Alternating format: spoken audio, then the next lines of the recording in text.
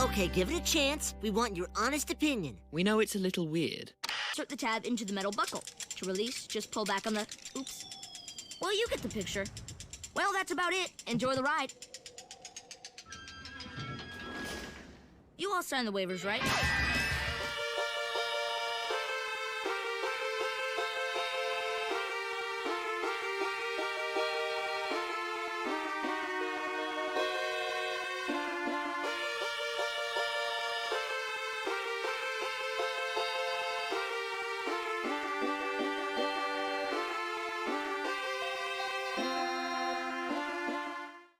Hiya folks, welcome to the show. My name's the Gladden Gladiator, but you can call me Jake, and it's my mission to info dump about everything Disney animation on the internet. And today we're doing something a little bit different, because we have some special guests. Do you guys want to introduce yourselves? Hey, my name is Deli.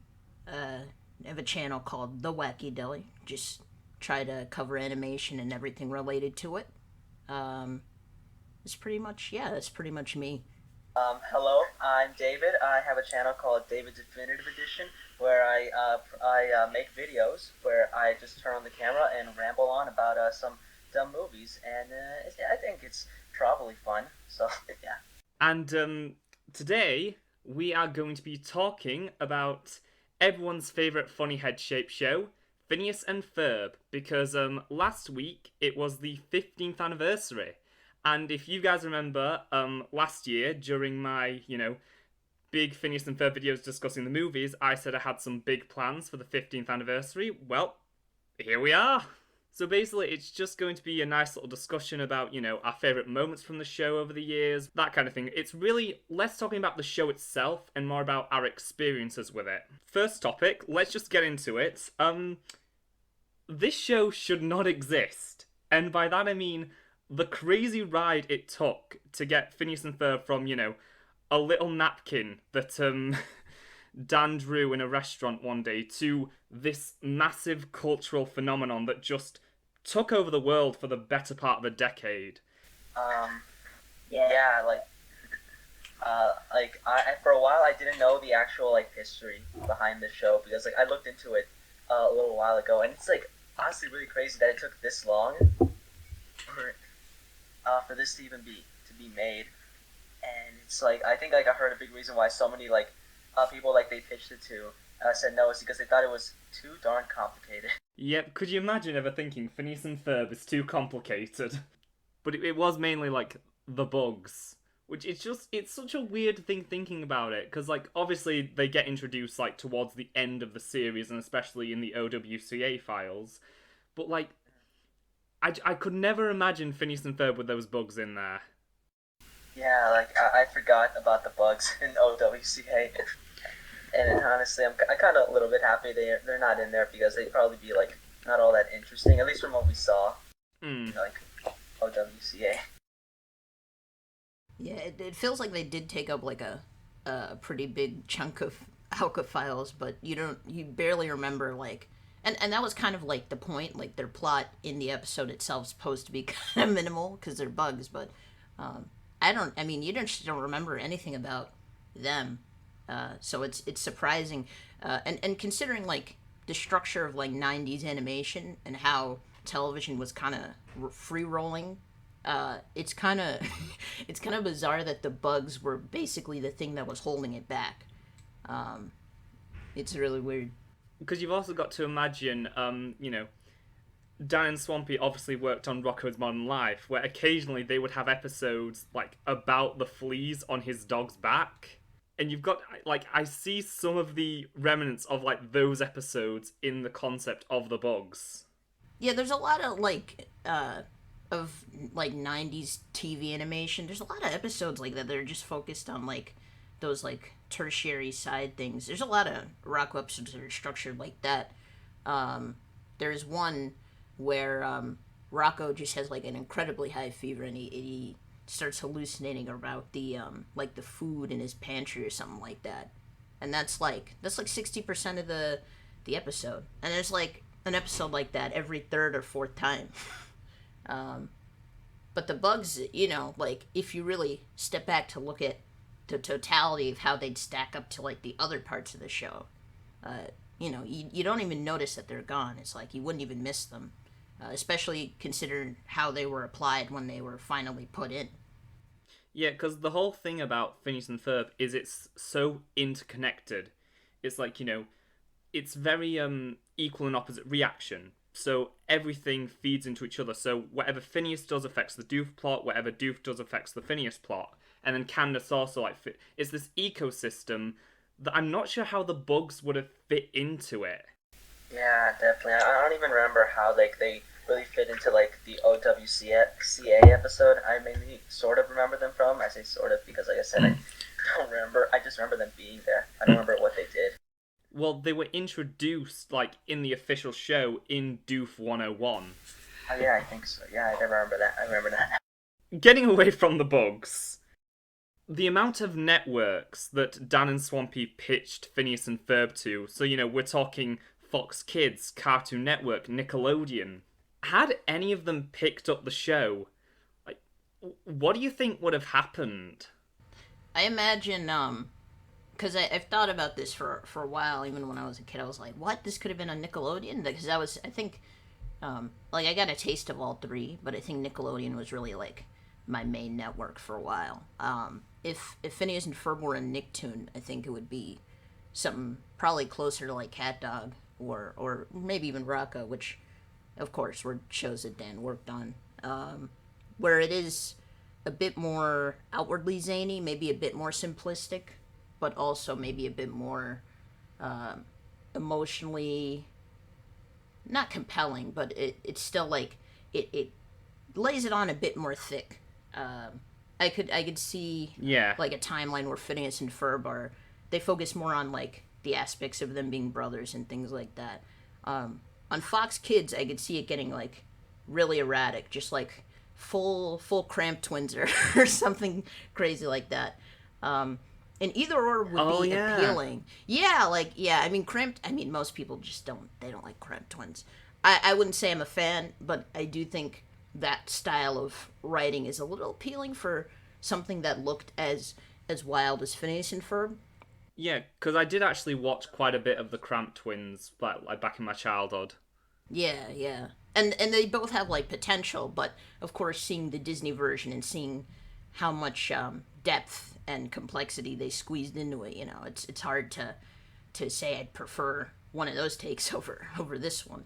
Yeah, it's weird thinking about, like, these alternate universe takes, because Phineas and Ferb is in pretty good company as well, because The Proud Family was also originally pitched to Nickelodeon. Yeah. And so it's just, they're so definitively Disney shows that you can't imagine what they'd be like anywhere else. Yeah, definitely. It's like, I just like have so many vivid memories of like Phineas and Ferb just like being advertised on like just having that Disney feel to it. That it's like I'm trying to think about like how would that fit like on Cartoon Network? Like what would they change to fit like on something like that? Or, yeah, and it's like I don't know. It's really hard to imagine, especially like at the time it first came out, remembering what other shows were on. You know. Well, that's kind of the thing. Like, not to downplay how good Phineas is and how successful it was, but it was just a case of there weren't a lot of other shows, like it on at the time. It's like Cartoon Network had Flapjack and Chowder, which, incredible shows, but they didn't really, strike that chord that they needed to with a lot of people. Oh, yeah, definitely. It's weird thinking about this idea Phineas and Ferb could have been like this 90s show that probably like ran for maybe like 2 or 3 seasons and then kind of fell into obscurity, because you can't imagine that kind of fate for it, knowing what we know now and what the show became. Yeah, I think it definitely would have ran shorter. I know Cat Dog had like a really weird cycle where they had I think they had like heard the theme song, and then there was one executive who has not been spoken very favorably of at this point, but he kind of just said, fuck it, we're doing 100 episodes of Cat Dog, no prisoners, we're just giving them all at once. So there's a chance that it could go on like for a while, but I think like back then, because I think the closest they got was with Fox Kids, and that was probably like 99 or 2000. So Phineas and Ferb came out under them. It probably would just last a season or two, because I think they had shuttered shortly after that, and that's why they didn't get the pickup. Yeah, because it, like I said, it was kind of this perfect storm that just took Phineas and Ferb, and because it was one of the only like big animated things on at the time, all eyes were on it, and that just led to it. It's so weird thinking about it now in the state of Disney TVA, because Phineas and Ferb, back in like the early 2010s, it was one of the big Disney brands. It's like you would see them advertise with the princesses, with Mickey and friends in like, trading cards and all that. They were always there. Yeah, it's impressive that it kind of became its own franchise that transcended like DTVA itself. It became recognized as its own thing, which is exceedingly rare, other than maybe Kim Possible and probably DuckTales. I don't think that's really been achieved. Maybe Doug, but other than those, definitely not something on that scale. So, I guess we've talked about, what the show could have been. Let's talk about what the show actually is, and how, we all came to find it, and how it became part of our lives. So, does anyone want to go first? I guess, I'll say that, I don't actively, remember, when, if I ever did see the Phineas and Ferb episode, when it first premiered. I was definitely alive, definitely, but, I don't think, I remember. It was just, always there, from what I can remember. Just, a cartoon that, just was there. But, I do remember really liking watching it. I don't think I actively was oh, yeah, I gotta watch the new episode as soon as it comes out. But, I do remember, whenever it was on, I was all oh, yeah, I definitely want to watch that. And, I remember seeing, a bunch of, things for at the store, like the books and, and things like that. And it's, yeah, Phineas and Ferb was just, a cartoon that was just always there. And, yeah. Yeah. It's kind of interesting because I think people within our age bracket, the show was on when we were pretty young. So for it to last as long as it did, you could start watching it in kindergarten and then be late middle school, high school by the time it wraps. So it's really weird to see that metastasize. I think I have a similar experience that David did, where it was kind of just around, and I remember being cognizant of it and watching episodes, if it was on, but didn't really get sucked in until a bit later. I remember, I think, a rerun of One Good Scare Ought to Do It being on one morning, and I think that was the one that really got me into thinking about the show on a deeper level. I remember there were certain premieres that I just happened to catch on Friday nights before that.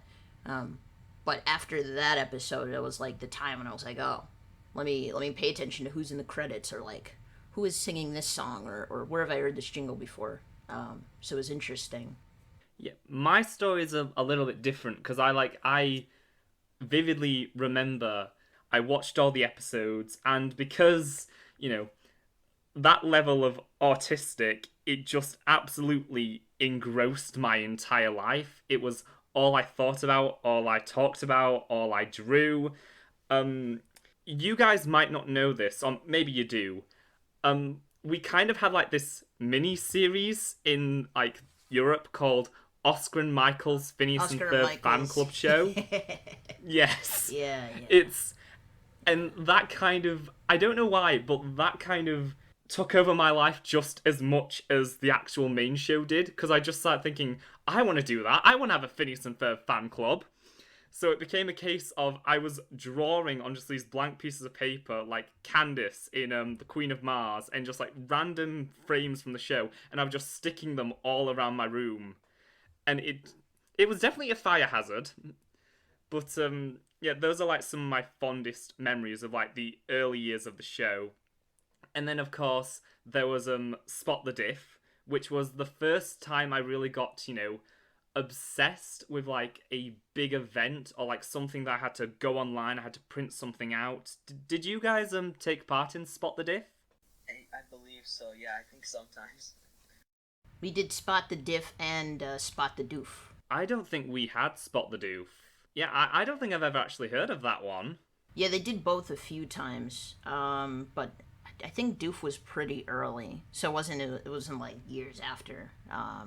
But they had just, obviously done what they did before, but they insert Doof into the background of things. I think there's a clip of Little Brothers on YouTube, and it just it's like an example. Just have Doof in various parts of the montage. It's pretty interesting. That sounds incredible. Yeah, not as memorable as the time Kim got to cameo in Phineas and Ferb because of Spot the Diff, but pretty good anyway. Yeah, so just like for anyone that doesn't know, Spot the Diff and I guess Spot the Doof, there were these cases where Disney would re-air like episodes of Phineas and Ferb, but there'd be like these slight little differences, and there would be like this checklist online that you have to print out, and you'd watch the episodes and you have to like check everything off. So like, ooh, was this changed? No. Was this changed? Yes. And it was kind of one of the first times I ever like was excited to do paperwork. The only type of fun homework that you have ever had, really. Absolutely. Although, like I said, being that kind of autistic, I would always try and like incorporate my special interests into like schoolwork and stuff. So I would find a way to sneak like SpongeBob and Phineas and Ferb into like any project I was doing. You and me both. There was like a year or two where my whole personality was just Phineas and Ferb. If you told me to name all the dubs, I would do it. And sometimes you would laugh, sometimes you'd be amazed, but I would do it, and nobody would stop me. I think like I had something sort of similar, but it's like it wasn't necessarily for school, but it was like a thing where once for a like New Year's Eve party with like my family, I made like all my family members like little like cards where I drew characters on them, and I drew Phineas and Ferb on a few of them. Yeah. And a sad part was like when I gave it to them, I think I saw them throw it away, and like that made me sad. Oh. I was terrible at drawing, and I had a hard time drawing Phineas and Ferb. I don't know, and like, but they just threw it, and I was like, bro, why would you do that? To be fair, it is difficult to draw Phineas and Ferb. They seem like simple designs, but especially with Phineas, the main thing that always got me as a kid is you have to get like the curve at the back of his head just right, or else it looks awful. And also the mouth, yeah. it has to be in exactly the right place. Yeah, they said they designed him to be simple enough for kids to draw, but even as a little 9-year-old, I was struggling. Mm-hmm. It took, I don't know, I want to say like a month or two for me to get Phineas down. And like obviously at this point, it's like my draftsmanship is still relatively weak, but I can do a Phineas in like 30 seconds. It's not a big deal. But there's still so many different ways to draw him. If you look at how Dan drew him, like I guess in the early 2000s compared to how he draws him now, there's 90 different ways that you could draw him, and still have it look, kind of correct. The creator of OKKO had said, something that was like kind of taught to them in his career was like, if it's on model, it works, of course. And that kind of applies, but it also kind of doesn't, because there's a lot of ways to draw them, but also get it right and also get it wrong. It's confusing. It's like you have to learn that as a kid. It's like its own saga. Yeah, I didn't even attempt Ferb. I could not. Yeah, even like now that I'm older, I'm not a kid anymore. Like I still don't want to draw them because I still feel like I'd be terrible at it. I remember always drawing Ferb's head like a bit too thick. I was like, damn, all right. I'm attempt number 95 of trying to draw a rectangle. Everyone else is actually like quite simple. Like Candace and everyone else, it's just the main two characters, the ones who are specifically cited to be the easiest to draw. They're not easy. There's a lot of like intricate designs. Yeah. I can't imagine which kids decided to draw Doofenshmirtz first, because that's it. Like that's like its own struggle. Oh no. I don't think I ever even attempted Doofenshmirtz. Yeah. I think I just stuck to Phineas, Ferb, and Candace. Yeah. I think like I might have tried to draw Perry sometimes. Yeah. I think my set was Phineas, Ferb, Perry in pet mode, and sometimes Isabella. But other than that, I usually didn't try any of the others. It's too intimidating. Buford is very intimidating. Alright, so let's move on a bit, and let's just start talking about some of our favourite moments from the show. Okay. I guess like some like song-wise, like I mean, like of course I have to mention stuff like Busted or Squirrels in My Pants. Yeah, those are on the list. Those are on my list. Yes, definitely. It's like I'd probably like say some of my favorite ones are like the most obvious ones that like to those like Squirrels in My Pants especially like for such like a jokey song with like nonsense lyrics, it just slaps so hard. But they never answered how can I qualify for government grants. I know, right? I still don't know. And I guess like oh yeah, but there are a few other great songs and like jokes. Like one that like I constantly remember is like one that like I laughed at as a kid so hard, and like I still think about it to this day because it's just like one of my favorite jokes. It's like from like the Christmas Vacation episode. You know, the one where they were making a clubhouse for Santa. And like there was a joke where like they were all like, oh man, we should give something to Santa. Like, Ferb, are you thinking what I'm thinking? And then Ferb gives it. Wait, that's it. Ferb, are you thinking what I'm thinking? As usual, we're... Oh, man, no, that's not at all what I was thinking. Oh, dude. Oh, yeah, that's it. And then it's like, oh, okay, yeah, that's exactly. And I just want to know what the hell. What was so horrifying about that made Phineas react like that? Like, that one just makes me laugh so hard. Yeah, I was quite different. I wasn't into all the like the dialogue based humor. As a kid, what I found the most funny was just whenever Candace would freak out.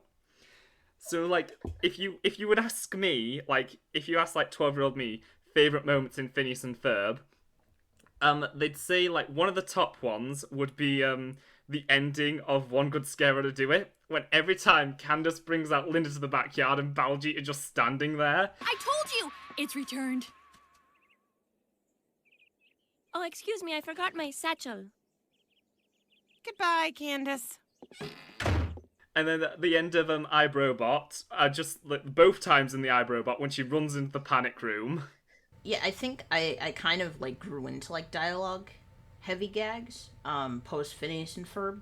Like I was pretty heavy into Nicktoons, and like the earliest ones were pretty dialogue heavy too. Hey Arnold, Rocco, SpongeBob, you know, had a lot of jokes that would fly over your head quite intentionally. But I think for Phineas and Ferb, I kind of learned to appreciate it, learned to meditate on it.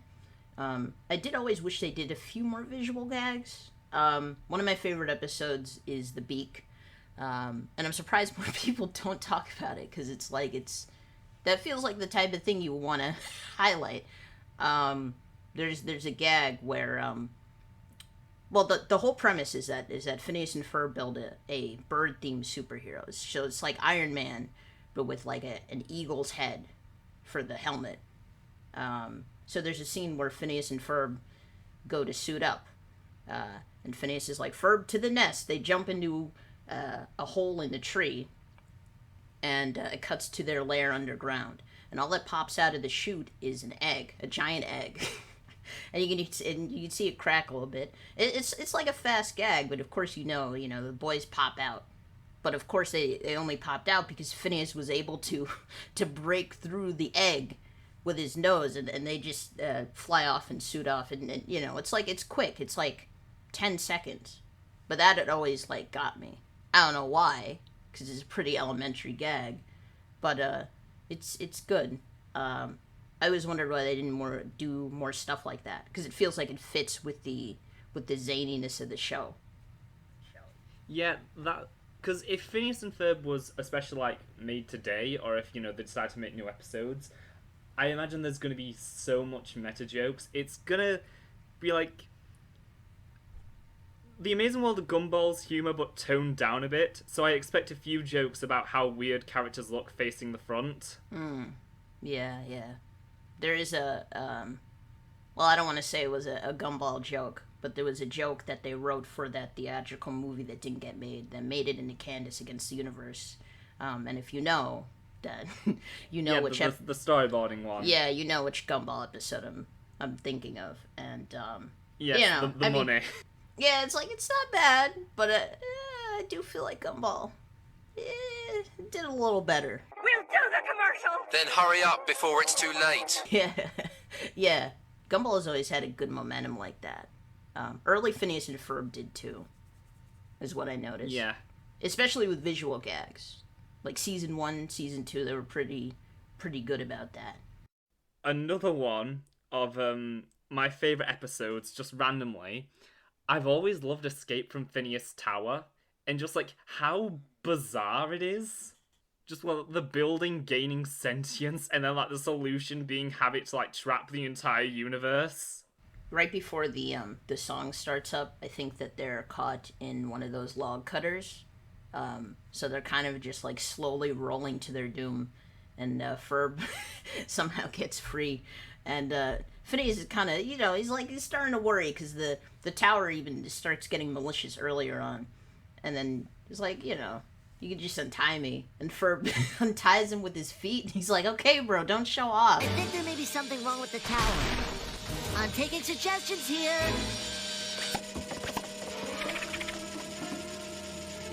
Okay, dude, don't show off. So, going back to, like, the favourite jokes, and, like, we were talking about Buford earlier. Buford has molds of all of us, Candace. Just that joke in the later seasons of Buford just having, like, these random objects that is somehow always what people need. Yeah. It's crazy, because they basically just developed Buford as a character through a series of well-timed one-liners and gags. And it's crazy to see. It's just the fact that out. we never, like, it feels like a missed opportunity to, like, show Buford's closet. Yeah. Why didn't they do that? They had opportunities. I guess like going to like other funny characters. I guess there's some really great Doofenshmirtz. I don't know. I can't say it. Jokes in there, in the show. Oh yeah, well, Doof is like, the comedy cherry on top of Phineas and Ferb. It's like everyone's always talking about Doof, just like, Why do we always see cow skulls in the desert? And why do you only see the skull? Did the body die somewhere else? It makes no sense. Oh, I'm sorry. Am I talking to... See, one joke that like made me laugh really hard when I was like rewatching the show was like early on, like just like when he's like that detonator that like that breaks dams or something like that. He's like, yes, it is working. It is functioning properly. It is working! It is functioning properly! Oh, that is one of my favourite Doof catchphrases. That made me laugh so hard on rewatch. One thing, I get why they didn't keep doing it, because it would probably be hard to, like, keep coming up with, like, new one-liners for him, but every single time Perry would bust in, like, early season 1, and he just, like, a random subversion doesn't make sense, just like, your timing is impeccable, and by that I mean completely impeccable. Yeah. They also had that gag where he would be sent, flying off in the middle of town, and he would be overhead of something going on, and he would always comment, like, is that the Balgitos, or is that Love Handle? Which, again, they couldn't keep up forever, but, they did appreciate it while it was there. It's just, it's weird thinking, just like, how many of those things that could have easily become like these running gags that would have been every episode that were like promptly in season 1, then they just slowly start fading away. Because like you think about them, like they aren't a huge part of the show's identity, but they're a large part of like what we remember about it. And then you watch it again, just like, oh wait, hold on, that's only in like 3 episodes, and it's never here again. I guess like other funny stuff with Doofenshmirtz would be like his relationship with Harry, specifically like in like the time travel episode. Yes. I love what they do there so much. And just like some of the lines, it's like, oh no, I swear we're not enemies. We're just really bad friends. It's like it reminds me a little bit of what they did in Lego Batman, the Lego Batman movie with Batman and Joker. Oh yeah. It's like, but this was like before that, and like I was telling my sister about when I was rewatching that episode. I was like, oh dang, it's like Lego Batman before Lego. I just like love it. Like, yeah, I don't know why that's a trope I like now. Having like the relationship between a hero and villain almost be like a romantic relationship. I've only seen that in two things, that being here in the Lego Batman movie. I'm sure there are others, and if there are, I would love to know.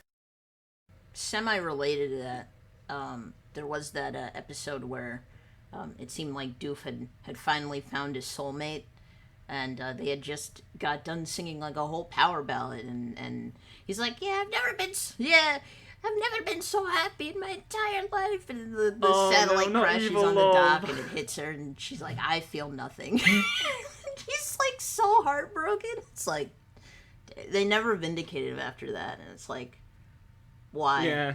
You come on. You gotta give him his ending at some point. I remember when I saw that episode, I think I felt sad for him, like as a kid. Well, I think that's like one of the first times the show really tries to humanize him a little bit more. Because like we see it with in Dude, We're Getting the Band Back Together, where it's like we'd introduced Vanessa before, but that was like the first time we saw him actually trying to be a good father. And so it's just like those like moments in season 1 that really lay the groundwork of where his character goes, whereas like he gets so much more sympathetic and so much more likable to a point where he kind of becomes the protagonist. Yeah. Because you were just constantly rooting for him to like succeed. But no, that is a very good point. It's like after that, like they really didn't touch on like his relationships a lot, because in season 1 they do it constantly, like the whole in iRobot when he's trying to get the giant magnet over his new girlfriend's house to delete all his voicemails. Yeah. Season 1 absolutely loved like diving into Doof's struggling love life, and then as soon as you get out of that season, it's like it's never even addressed. I think season 1 had like a lot of maybe more traditional sitcom style setups that they like, it's like after season 1 they didn't really need to integrate it anymore. Like Candace was definitely more of a traditional older sister. You know, she definitely had a bit more disdain for the boys, and Perry was a bit more straightforward. And you know, the thing with Doof was obviously there. But I think you know, they were trying to like set up how not problematic, but how heavily flawed his social life was, and after a while they realized, I just don't need to do that. We can have him complain about pitted olives for 10 minutes, and that'll be our plot. And once they realized that, they just took off running, and they never looked back. So, moving on to like other just prominent events that occurred during the show. Let's talk about Irving and just like his random introduction, and then how he became kind of like out of nowhere. He had one episode, and then like a bunch of them he didn't appear in, and all of a sudden he comes back, and then he's like in like every 3 episodes. And to be a little bit honest, I kind of barely remember Irving. Oh, don't say that. Irving's one of my favourite characters. I mean, have you heard? Have you heard his song in Save Summer? Yes, his amazing campfires. His first episode was hide and seek, right? Yes, it was. It's just okay. This is the time you built the roller coaster and the beach in the backyard, and the time you ate that soup. I was just gonna say something about like I do remember I believe he was voiced by Jack McBrayer. I'm pretty sure that's his Yeah. Yes, that's like one of the first times I like properly heard his voice, and so a lot of people just like, oh, it's Wanda, oh, it's Felix. I'm just like, oh, that's Irving from Phineas and Ferb, like the 20 episodes he appears in. I've always been like so disappointed that he had like no role in the finale whatsoever. Just like, where was my Irving conclusion? Yeah, I don't know. Irving has always been kind of interesting, where he's obviously, you know, like the meta textual example of the nerd that keeps up religiously with Phineas and Ferb is literally like inserted himself in their lives. And he's not. I never found him like too terribly annoying. But I know other people don't necessarily feel that way. I love how he's introduced in the Atlantis episode. I got in the car when your mom stopped for gas. I'm just happy to be here. Yeah. Just like this idea, he was probably on like this family road trip and then just ditches his family to get in like Linda's car. Yeah. I like his earlier appearances more than the later ones. And I think maybe that's just based on how like the show was written. I feel like maybe season 2 was just most palatable for him. It made more sense for him to exist in that headspace. Yeah, because like Irving was like where the show was starting to like dip its toes into like more meta style humor, but it hadn't like, you know, fully dived in like it would in late season 3 and season 4. Speaking of like towards the end of the show, should we start talking about like the arcs that they tried to do? And let's start with the time displacement arc. What were your feelings on those episodes? I'm trying to remember what the time displacement arc was. It's just the one where it's like every single episode was set in like a different period. So you had like the caveman episode, the medieval episode, Yeah, I remember that. I remember that being like advertised like pretty heavily at one point at Disney Channel. It's like, oh, watch this. There's like Phineas and Ferb, but in a setting you've never seen them before, and it's like them and you know.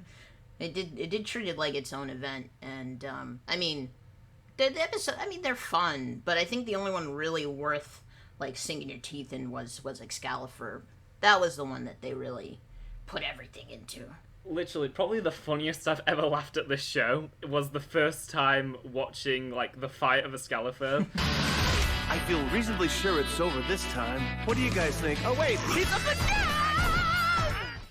It just keeps going, and every single time it just got funnier and funnier. Yeah, Excalibur had some pretty funny moments in there.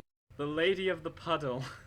Yeah. Yeah, I think like that's the one I probably remember the most out of all of them. Because the thing is, I didn't trust the time displacement episodes when I like first saw them advertised, because you guys probably like know, and Nickelodeon did like this thing where they advertised like this SpongeBob thing called Lost in Time. In like the early 2000s, there was like a Burger King line of toys where it's like SpongeBob was like these different like historical figures. So you had him as like the Statue of Liberty, a pirate, that type of thing. And I was thinking, oh, like this is going to be like this really big special. But then all it turned out to be was a huge marketing stunt for a random season 4 DVD that happened to contain the special Dunces and Dragons. Oh, yeah. Yeah, I've had major trust issues. So now whenever like a show is just like, oh, we're doing like this episode where like the characters are going to be in different periods in time, just like, I don't trust it. See, everyone says Truth or Square was like the first big ratings trap, but you thought wrong, kids. Look it up. At least Truth or Square actually like was an episode. That's true. Yeah, the time skip ones are interesting, and I feel like they had more potential to be bigger. I don't know why Excalibur was the only one that was a half hour. I feel like any of them could have... Well, maybe not Tristone, but everything else, you know. Even later ones that don't technically fit into that clutch, like Steampunks, you know, you could extend that a little bit. Give it a little more gas. Is the Temple of Watchadoon, is that part of the time displacement arc? Yeah, that's another one I enjoyed as well. Those are like my top 2 of those. I think that one had more potential. I think I was more disappointed when I saw it. I did like the one set in ancient China. I think that's my hierarchy. Yeah. It's Excalibur, Doof Dynasty, Watchadoon, and then Tristone at the bottom. What are your thoughts on the way that Tristone, the Caveman one, was formatted with like I believe Dan Palmemeyer and Zombie? I think they were in that episode, right? Yeah, so it's like stop motion kind of, where it's like these frames, like keyframes of them, like moving back and forth to like tell the story. And I feel it would have been a bit jarring if it had been like just a fully live action scene there. I think it fits with the conceit of the episode, but it is just kind of like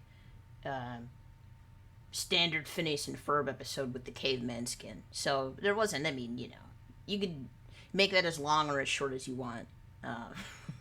They, you know. But there's also kind of this argument that it kind of like shows the episode was almost kind of forced upon them. Yeah. Because it's just them like sitting there struggling how to write this episode, Yeah. and then at the very end just like oh we forgot something. Oh, The song. And Yeah. so they just do Gitchy Gitchy Goo, but in just like gibberish. Yeah. Well, even more gibberish. Which I guess that's kind of the joke. Yeah. No, I will say Baljeet has some pipes in that song. Yeah. They never did my man right by those songs. They should have given him more. Some of his greatest solos are in songs that he's like just tangential to. Like Chupacabra Ho. Like, come on. Nobody was around for that, but my man was spitting. I mean, how could we forget his greatest musical moment, arguing with the soundtrack? Yes! Exactly. The man should have a whole comedy album by now. It would have sold out. Next, we're going to be talking about the Phineas and Ferb specials. And when I was going back to look like the list, it surprises me how many they had from the get-go. It's like, because usually with these kind of shows, it takes them a while to get like a 20-minute episode. It's like, of like most recent examples, Amphibia could only have one for like the season finale. So usually it's like takes like a full season for a show gets like given the privilege of doing a big half-hour episode. And here's Phineas and Ferb, it's like episode 10. It's like, and there's one like every I want to say like about 7 or 8 episodes in season 1. There is a lot. Yeah, there's like 5 or 6 of them in season 1. Yeah. So just like what are some of the most memorable specials? What are your favourites? Some that maybe aren't your favourites? And perhaps most importantly, what one do you think is really underrated? So when we say specials, we're including also like the 22, like the full 22-minute ones, right? Yeah, so it's like the 22-minute ones and also like the 44-minute ones as well. I guess like I'll start off by saying this. I really like the Star Wars one. And a big reason is because like I love Star Wars now, but at the time when that episode first came out, that special, I knew what Star Wars was. Like I knew about like some of its characters like Luke and like Darth Vader, but I had not actually seen any of the Star Wars movies. It was just like a franchise that I thought like, oh, maybe I'd check it out someday. But I watched the Phineas and Ferb special because I really liked Phineas and Ferb at the time, and that was like one of my first exposures to like the actual like sort of plot of A New Hope, like some specific elements like the Death Star and the rebellion, things like that. And like now after after I have seen the movies, it's just so clever how they fit Phineas and Ferb in there as if like, oh yeah, like they were in the movie. It's like I know they actually weren't, it's not canon, but like the way they fit in like jokes in there, it really works. Like the big reason why the Death Star is the way it is, why it has that basically giant self-destruct button, is because of Doofenshmirtz. That's just so clever. Yeah, it's just it's so perfect. And about the Star Wars thing, it feels lovingly crafted. And it's like, I know there are some people out there that like Mission Marvel, and I think there's some good things in it, but it's like you can tell it's something the executives wanted more than it's like they wanted specifically to make it. It's night and day to me, like the differences between the quality in those two. And it pains me that Star Wars came second. I remember I remember Mission Marvel getting a lot of promotion, and it's just kind of like I don't think anyone could foresee how that would turn out, obviously, but it's like knowing what both of them are like, I wish they made Star Wars first, or at least I was completed first, and because that I think sets the better precedent as far as Phineas and Ferb crossovers go. There are many of them, but that's the one that you want to show people. Because I do remember quite a few people. There was kind of like a bit of a backlash to the Star Wars crossover before it even came out, just because people had been soured because of Mission Marvel. Well, I remember Mission Marvel was even controversial. The idea of it was, and I mean, like, I get it. I mean, I feel like if anything, that one is, in hindsight, and people would say, yeah, a little justified, but I mean, both ideas are just kind of hard to execute. I was pretty sure after Star Wars they would try to do some with the Muppets, but the show just kind of ended. You know the meme of Family Guy, Peter Griffin opening the door and just find like random things out there. I want the Mission Marvel teaser to like become a meme where like Phineas just walks up and like, Ferb, are you expecting someone? Yeah. TikTok, get on it. What are you waiting for? It's been 10 years. Yeah, I don't know. Star Wars is really fun, and I don't remember the story behind Mission Marvel, but I know for Star Wars it was literally just like Dan doodling a picture of Dooth in Darth Vader's helmet, and with a caption of like, I smell crossover, and 2 minutes later stormtroopers were escorting Dan and Swampy into their pitch meeting. And that sets the whole tone for the special. Mission Marvel, I remember at least, there's a lot of conversation about like how much arguing took place with the Marvel executives. They're like, no, but this can't work, and this, and one of the arguments was like the basis for one of the conversations between, I think, Spider-Man. No, it's between Iron Man and Thor about like the fidelity of their powers. So to me, it's like, oh, okay, so those two things speak to everything that's going on here. That makes a lot more sense. It took them like a week to get a Howard the Duck reference greenlit, you know?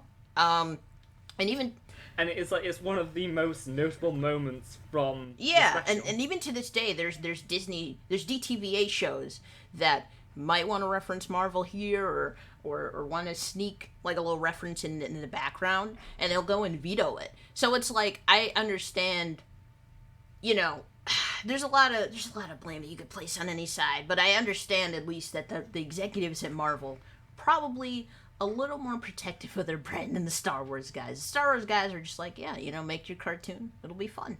And it was. It just fascinates me how disparate those two are, because they weren't made that far apart. But I think in order for Star Wars to be that fun, they had to probably go through Mission Marvel first.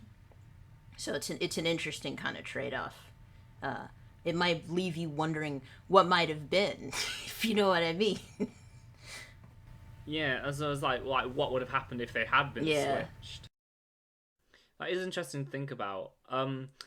Also, the thing about the Star Wars one is it has just unnecessarily good animation. It's just like the visuals in that episode. I don't even know how to describe them. It's interesting because they were both, Mission Marvel and Star Wars were animated by the two same studios, but you can definitely feel there's a lot more weight and like a lot more precision put into the lightsaber battle than there was in at least those action sequences in Marvel. Everything feels like it's floating. It's a little aimless. But Star Wars, you could feel the impact. They didn't want to put the shading on Baljeet Hulk. Yeah, yeah. But also just the songs in, like, the Star Wars special. Because aside from, like, The Last Day of Summer, for, like, me, the Star Wars ones was, like, the last time I remember Phineas and Ferb just having, like, really good songs. Because you've got Here on Tatooine, In the Empire, just all of them are so good. Yeah, that one has definitely some of my favorite Phineas and Ferb songs. Yeah. Tatooine will always have my heart. Mission Marvel, I don't think... My Evil Buddies and Me is the one that's closest to the ethos of the show. The other ones I don't think about too often. Only Trying to Help is interesting, because it's definitely like... Yeah, I think that one's, like, decent. I think I'm disappointed with the context around it. And it's like the only time in the show we get a Candace and Isabella duet, and something you didn't realize you probably would have wanted up until that moment. And it's, you know, the way that it's spent makes sense, but it's like, okay. I mean, we could have used this maybe a season earlier on something that was cohesive, you know, more cohesive in storytelling. Yeah, because that's just kind of like an issue with, like, if a show's going to be a musical, it's like, you want to find some situation where you can, like, have every single character have a duet and, like, do all the possible combinations. And, you know, for how many songs Phineas and Ferb did, they don't really get a chance to explore that many of the possible combinations. So it's like, you know, it took up until the finale to like get the Doof and Candace duet, which is one of my favourite songs on the entire show, honestly. Yeah, that one is pretty good. How they evolved musically is interesting. Yeah, well, because it's especially just because like Dan and Swampy have such like a deep background in music. It's the variety of styles and genres they were able to cover. I guess on that note, I really like the first Cliptastic Countdown. That one, it's like, you know, it's a clip show. You know, you go in with kind of low expectations, but I remember being pretty invested in it, and I think that was before like I was really integrated in this show. But I was like, I don't know. I don't think half my choices made it. I was surprised by how many songs about the three kids there were in the final 10. And to me, that was interesting because nowadays, a lot of people will say, yeah, Phineas and Ferb weren't the main characters. Doofenshmirtz was, or maybe Candace. And it's like, well, okay, but what does the audience think? And it seemed like at that point, the audience had still felt like, you know, this show's name is Phineas and Ferb. Candace is also there. She's important. And it's interesting to see that was emphasized so early on. I did like the secret Cliptastic that was done exclusively in Latin America and parts of Europe, where they did actually look at season 2 of songs. That one was interesting, but I don't think the one with Kelly Osbourne was that bad. I mean, it's definitely not great. It's not as good as the first one, but I mean, it's just kind of there. It's trying to do a lot of the same things, you know. I don't think it did anything too radical. It just didn't hit the same high notes. Yeah, that's fair. I mean, I kind of knew it's like we're talking about specials, like the second one was going to come up because that's like always the one people point to. So I was kind of tempted to say, like, you know, if we're going to talk about the worst specials, we can't bring that one up because it's very much low hanging fruit. Yeah, I mean, it's not. Yeah, no, I mean, if I had to choose between this one or Mission Marvel, I'm choosing this one every step of the way because this one's just kind of boring. It's not it doesn't mess with like character dynamics and things. It's also half the length. Well, that too. It's less to dislike, I guess. One of like the first really big specials, like I remember, because obviously season 1 it had, you know, quite a few special episodes, but the first one I remember really being advertised was Quantum Boogaloo, because that was kind of like when the show had like really reached its peak, and that was like getting like SpongeBob levels of marketing. It's interesting how big that one was at the time, and yet in current year it definitely seems like it's not thought of as much, especially given the nature of how Phineas and Ferb developed. It's kind of appetite for sci-fi fantasy elements. You'd think, and a whole episode about time travel and its consequences would be important, especially given the whole Professor Time arc and everything that came after. But nobody talks about it, and it's weird.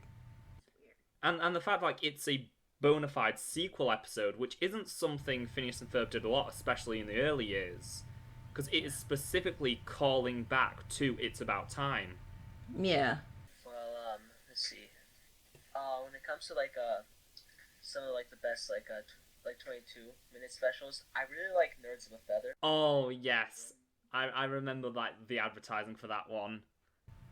It was interesting to see them kind of play off of that. I think it was one of the nowadays it's like I think any cartoon, you know, is just gung-ho about having its main character be a nerd or in anime or whatever. And I think even at that point it was kind of starting to develop into something a bit more charitable. But I think hearing Phineas and Ferb, of all shows, address that was really interesting. And the way that they did Candace's arc especially is like crazy. Yeah. Oh. Yeah, it was game-breaking. Who didn't relate to Candace in that episode? Yeah. The thing about Candace's plot, it's like, I think as a kid I was like, oh, that's weird. How can like someone like that all be into that kind of stuff? And then now I'm at the age like, oh, I am like a little bit older, like that, you know, older, and I'm still into the same things, like some of the same things I was as a kid, and like I get what she feels now. Yeah. And her subplot was so good. It was so sad, and it's like, shit. This is the kind of argument, this is the type of evidence you bring when you need to make the argument that Candace is the main character. This is it. Phineas wasn't around for this, Ferb wasn't around for this, but this is the soul of the show. This is like part of her identity. This is part of why she is the way she is. And it's like, it's so fly by night. If you didn't see the episode, it doesn't really come up again in that capacity. And it's so interesting to see them do that in the midst of like nerd wars playing out on the show floor. I don't know. I just find all the Ducky Momo jokes in that episode hilarious. Ducky Momo plushies? Momo collectible card game? Momo the movie? Oh, the Momo-ness of it all! The sheer momosity! Yes. Oh, what about Wizard of Oz? I was literally looking at my notes and I was about to mention Wizard of Oz. That might be like the episode of the show I think is the funniest. Because there are so many gags in that one and just most of them work for me. Wait a minute. I know this. There should be an oil can around here. Could you leave the lumberjack alone? Jeremy? Forget this! I like the message of it. Oh yeah, definitely. Because it feels like one of those things that's... Because you've got to think, like, going back to the whole thing, this idea that the show was originally going to be the 2 seasons, 52 episodes each, 104 days. Wizard of Oz, it comes towards the end of the show's original run. And, like, the whole message about, you know, try and enjoy life while you can, summer doesn't last forever. It does, like, you know, gets you a bit choked up when you think about it in that context. I really like the songs in Wizard of Oz. Oh. Like, Isabella's one, I think is, like, really, really fun. And, like, Baljeet, it cuts off pretty shortly. You know, that's the joke. But, like, you know, I kind of wanted more of that. I need that extended track. No, we need I Want Nothing. We need the 3-hour version. And, like, of course, like, there's the line that I'm pretty sure was turned into a meme, but, like, it's like when Jeremy is, like, going, like, wait, I don't want to be a tree, and then Phineas goes, like, oh, your problem is you're just, like, delusional for... The problem with you is you're completely delusional. I am? Sure, you've been a real boy all along. You're just wearing a tree costume. He's right. There's a zipper right back here. Hey, let me get that for you. I'm free! And I'm in my underwear. Yes. Yes, you are. Yes, I love that. And, like, oh yeah, just, like, the running gag that, like, everyone is allowed to sing except Baljeet. Just all the jokes in that one just land for me. The one that for some reason always sticks in my mind is during the Yellow Sidewalk song. And don't you take that purple one, it's covered with lumber. What? A log truck overturned last Tuesday, take the yellow sidewalk. Nothing to see here. Move along. Okay, yes, that one. Like, I love that line. Yes, that line is probably why I really like that song. Should we talk about, special-wise, should we talk about, Summer Belongs to You? Oh, yes. Oh, what a time to be alive. The animation, just like, Shaka Khan. Where'd you get those frames from, girl? Yeah, I can't remember a time when Phineas and Ferb looked better. Not even the movie really matched that level of quality. Oh, yeah.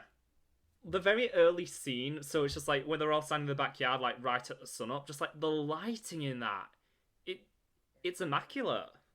Yeah, definitely. Like, I really love the use of lighting in this episode. I feel like in the beginning, you know. It's like huge status quo changes all around. It's like there's like a massive step in, like, you know, Vanessa and Doof's relationship, like them reconciling, and then you also have Candace and Jeremy getting together. I think, I mean, we were going to talk about underrated episodes, but honestly, as far as underrated character arcs go, I think Isabella has one that is not discussed as much, because the whole turmoil of City of Love compared with what she decided to do on the island after all hope was lost, it is a juxtaposition that I don't think is mentioned very often, and it should be, because effectively she saved the mission. And it's not acknowledged at all. It's the fact that she saves the mission by making, like, this big sacrifice. She puts her own emotions aside, basically. Because it's not a case of her, like, you know, pining after Phineas trying to win him. It's a case of that she sees her friend is upset and like does what she has to do to, you know, bring him back. It's like, it's a really strong moment for her character. I remember, like, as a kid, like, the episodes of Phineas and Ferb that I would usually rewatch or, like, have recorded on, like, the DVR would be, like, just the specials. And this one was, like, one of my favorites. I think it was the one I probably rewatched the most as a kid. And it's, like, even though, like, I do admit, like, stuff like maybe, like, the Star Wars special or, like, the Night of the Living Pharmacists have, like, higher stakes, this one just, like, felt, like, the most fun to me. It has, like, some, like, really great songs in there, like, even, like, the songs that are kind of jokey, like Rubber Bands, Rubber Ball. It's just a song about, like, how they made, like, I don't know, I just really like that one, especially when they get to the note, ceiling fans, like I'm not going to say it because I'm terrible at it, and I can't do that note, but, like, I really like in that part. Wasn't Summer Belongs to You the episode that introduced Klimpaloon? Don't remember, I think it might have been. I think it is, yeah. Yeah. it's literally, I think Phineas just like brings it up while they're discussing like where they're going, and then he just shows up at like when Candace thinks everyone's dead. How am I ever going to explain this to Mom?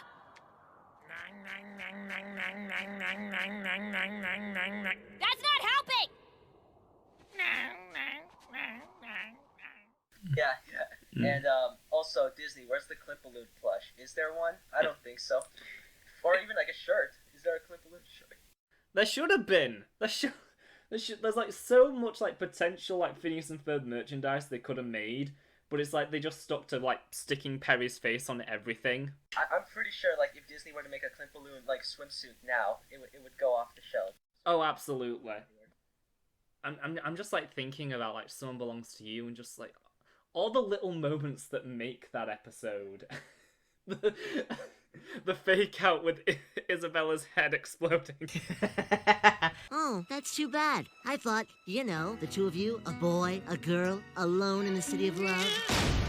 Isabella, are you okay? Peachy. But no, I think like we could talk a bit more about Candace and Jeremy, because like from that point on, like that becomes like one of the longest running through lines in the show, and it goes to like so.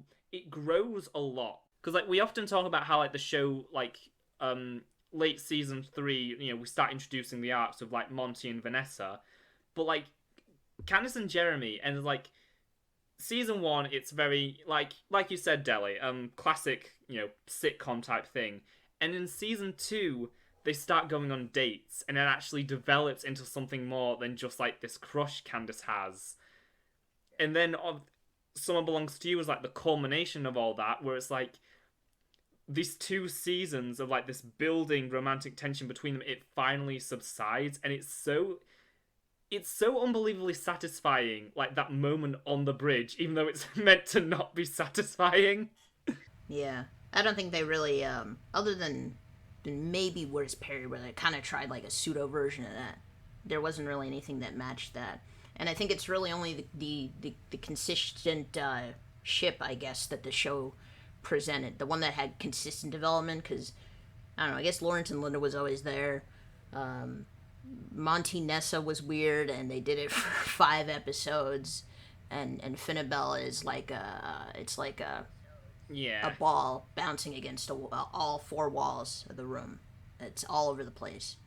Whereas Ken and Jeremy always, you know, they always went the extra mile to do different things with it, and you know, it was always a good transition in. So when you get to stuff like My Sweet Ride, it's like, it's, you know, you got to see this develop, and it's really interesting how lived in your whole experience with that is. Well, it's just a case of like, it gave Jeremy so much more like of a character, and like obviously like, not much. It's like we know. It says a lot that literally Candace Against the Universe finally gave him an actual personality.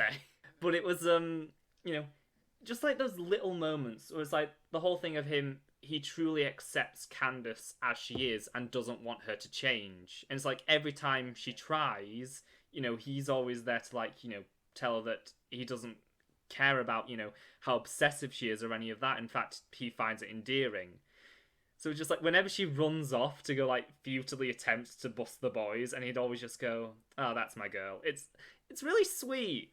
It really is only a dynamic that would work. I guess he kind of has to be like a wet sandbag for that to work, because if he were too similar to Candace, it would be way too much. And that's kind of, they make each other better. That's like the whole conceit of how the show does dynamics. It's like every pair that you think of, they make each other better. Which is something they did with Doof and Perry, too. It's like, over time they really do. You do see them become friends and allies, and, they go bowling on on weeknights when they get really old, Speaking of, like, Doof, like in Summer Belongs to You, I think we get some, like, pretty, like, nice moments with, like, Doof and Vanessa. Well, because it is one that's basically, once you get past the first, like, his plan that goes nowhere very fast, it literally just comes about him, trying to find and make up with Vanessa. Yeah. And it's a case of, it's like what they did with Candace against the universe as well, where it's a case of, you have this quick bit at the beginning where it's just like, okay, he's got the evil scheme, then it quickly gets foiled, and it literally just becomes a movie about him being the best dad in all of cinema. Speaking of, like, Vanessa, what do you guys think of her as, like, the character? I think she's, like, one of the strongest the show ever did. She doesn't really have, like, a running through line. I will say that, I think she's one of the ones that changed the most. Because at the very beginning, she was meant to be, a shadow to Candace. She filled that role in Doof's plots. And then they kind of quickly realized that wasn't really working with her. So they turned it into more like, alright, Candace can have, like, these, the high school stories, that kind of thing, like, very, like, early teens, and Vanessa can be more, like, the mature side of that. Yeah, it's kind of interesting, because she's one of those characters where you think, like, she could have used her own episodes, but, based on how they already characterized her, they didn't really need to. She probably works better as part of the ensemble anyway, she's on the sidelines, kind of just commentating over the spectacle that is her father's career in evil, and that's, when you get to see her outside of that, it's really cool, but, like, really, characteristically, that's where she is a good chunk of the time. I do wish that they did get to delve more into her friendship with Candace, but other than that, I mean, I think they did a pretty good job balancing her out. No complaints. Alright, let's quickly touch upon some underrated specials. David, why don't you go first? I guess, like, wait, I'm gonna look over it.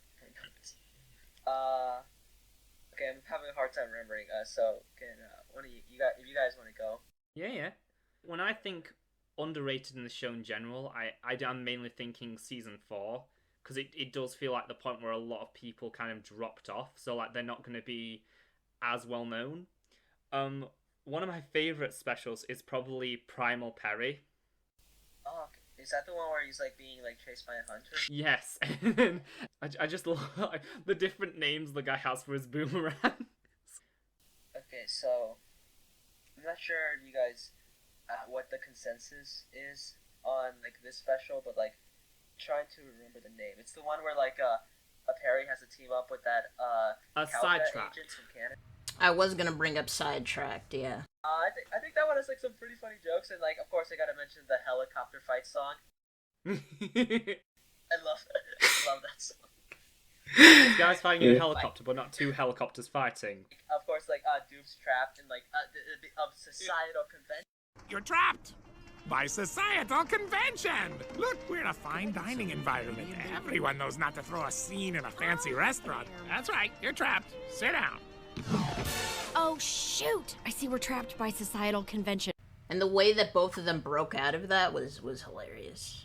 Also, just like one of like the really like somber and like really sweetest endings was they're all just like by Niagara Falls, and it's just like this real like this sweet moment between all the characters. You just see like these little interactions between them. I feel like when you compare and contrast Primal Perry to Sidetracked, it does feel like both of them were kind of written like they were backdoor pilots and things. They were supposed to try to give Perry enough fidelity to exist on his own, and I feel like Sidetracked was just a better execution of that.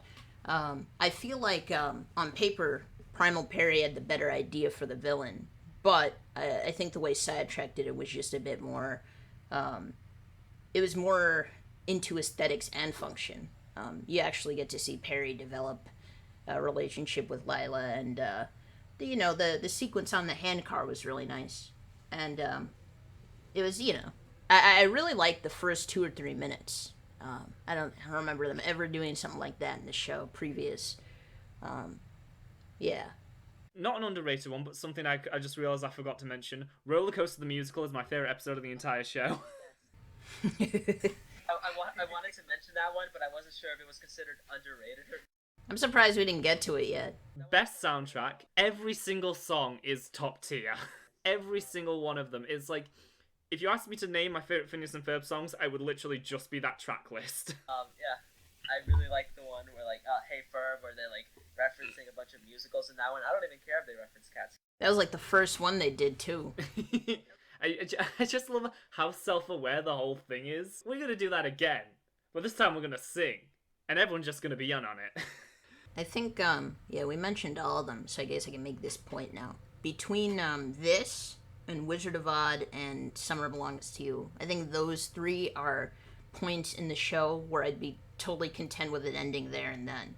Those are like the 3 spiritual finales of the show in that capacity.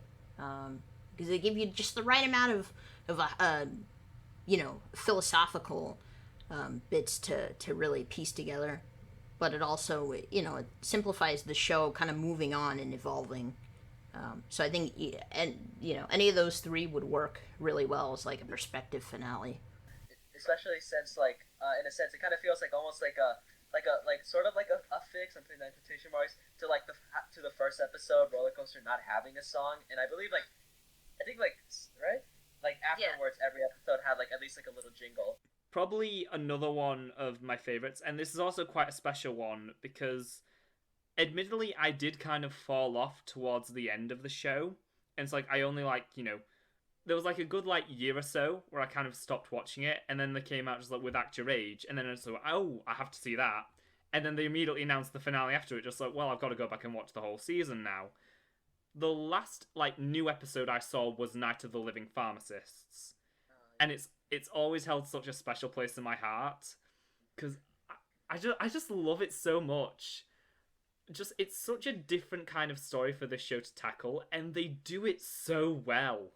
Yes, that one is so good. It's, like, one of my favorite specials. And, yeah, you're right. It does feel, so different compared to, other Phineas and Ferb episodes. It, has, a different tone. And it's, it's really good. And it's another case of, Isabella has a really strong arc in that. Yeah.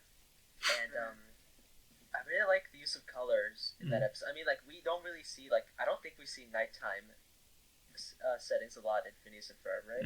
But yeah, I think the way they do it here, some of the lighting is really good, or lack of light. I don't know. And also, there's a Shaun of the Dead reference in there, and I like that. Yes, even before I watched that movie, I just found it so funny. Yeah. Especially since their argument is right. It's why are their clothes changed? It's the kind of thing that only Phineas and Ferb could come up with, because it's Phineas and Ferb is so good at making references where even if you don't understand what they're referencing, they're just funny on their own. I also really like the joke, this running gag at Night of the Living Pharmacists, where when they're going in to sacrifice themselves, to I think Buford and Doof take off their I don't know why. That just makes me laugh. They do have a habit of dragging certain jokes out later in the series, and over time I did find fewer of them were leaving an impression on me. But those 2 were yeah, okay, all right, they're kind of coming back in full force here. Well, there's so much a lot of work went into those final 4 specials, because obviously it was a case of Disney put the show on hiatus for the longest time, and it's Dan and Swampy didn't know how he'd done, and then I think it was them who decided all right, let's do these 4 specials, and we'll call it there. Yeah, basically, them and they were in communication with Disney, and Disney was kind of they were probably kind of slowing down on like the Phineas and Ferb mania, and they didn't know if they would greenlight a season 5, and they had waited a while, and part of that process was just giving them specials to keep the crew together long enough to make that decision. And I think tentatively they said, well, you know, maybe season 5 could work. But it would mean they'd have to go on like a long hiatus, and Dan and Swampy didn't want to restaff because that would change the trajectory of the whole show. So they were like, nah, we'll just end it on our own terms. Also, like, I think like around this time, I think like Disney was like airing new Phineas and Ferb episodes on Disney XD. Yeah. Well, because the ending of Phineas and Ferb was very much overshadowed by the beginning of Gravity Falls. Yeah. And the Phineas and Ferb Gravity Falls finale, they were quite close together. Yeah, Phineas was June of 15, and I think Gravity Falls, wasn't it like February next year? Yeah, it was February 6, 2016. Probably maybe mid to late 09 to like mid to late 2012. That was like the period where Disney was most interested in it. So when Gravity Falls came in, like mid 2012, and it was a smash, it overshadowed Phineas and Ferb because it had gone on for 5 years and it had served its purpose, and people were just interested in different type of storytelling. So I don't feel like the overshadow. It was more overt with Gravity Falls, but it was also kind of like a matter of the earlier show just kind of getting old and dragging its feet a little bit, you know, after the movie or maybe like season 3, you know, a lot of people don't really remember it as well. Well, it is a case of just how long Disney took to air season 4. Yeah, people fell off, you know. Like, what? They took them like 30 months to air the whole thing? Yeah, it was gross.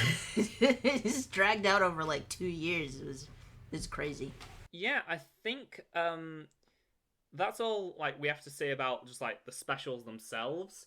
So let's talk about the special Across the Second Dimension, and just how hype it was. I think like I don't really remember too many advertisements for Phineas and Ferb like pre-season 4, like for some of the specials, but like the one that I actively like the few advertisements that I do remember, like actively really remember, are for the movie.